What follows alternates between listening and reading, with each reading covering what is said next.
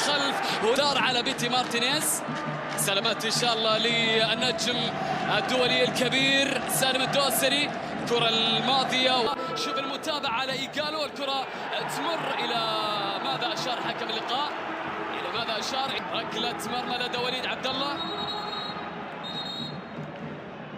كان يطالب الهلاليين بوجود خطأ في الكرة موجودة الآن إلى ماريكا. موسى يحاول يتقدم، يكسب خطأ في هذه الأوقات، يكسب خطأ موسى ماريكا.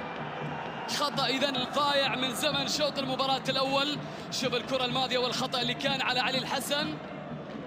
ركلة الأيمن يلعب كرته خاطئة، الكرة تعود إلى سلمان، من سلمان إلى ماريكا.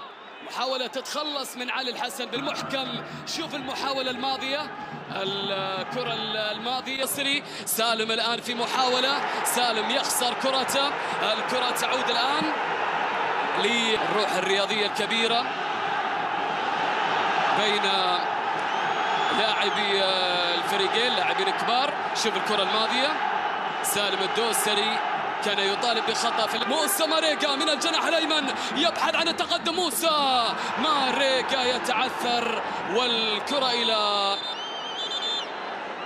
إلى خارج الميدان. بالسلامة إن شاء الله لماريكا. وكذلك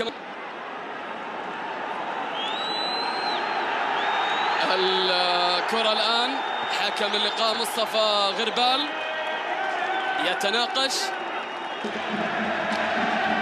جزاء ثانية للهلال. نشوف الآن مصطفى غربال إلى لا شيء في اللقطة